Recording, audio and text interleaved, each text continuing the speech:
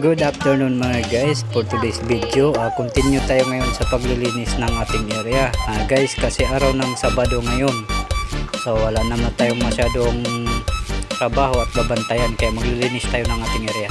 So ayan mga guys, pupunta na nga ako doon at kinuha ko na yung balde para itapon yung damo doon sa maraming tambak mga guys. Oh my God!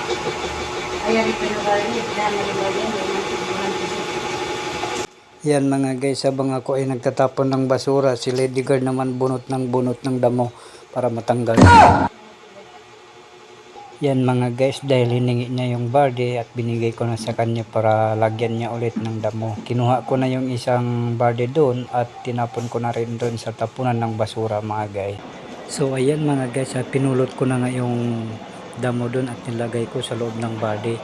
O ayan, saka ko itatapon yan mga guys. So tinadyakan ko pa nga yan para mapuno yung barde, para madasok siya mga guys.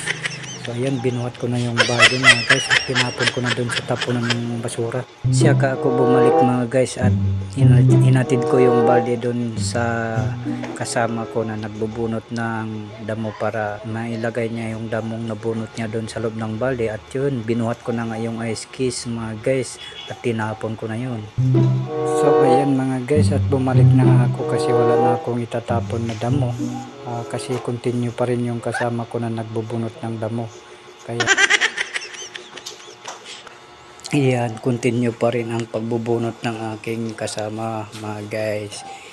Kasi para malinis daw yung harapan ng bahay namin, yung area namin mga guys. So ayan mga guys, malinis na nga ang ating area at may pananim pa doon na paraholes. So last na lang ang ating paglilinis. Goodbye, paki-follow and share ang ating video. Hanggang dito na lang ang ating video mga guys. I love you to all. Ngek ngok.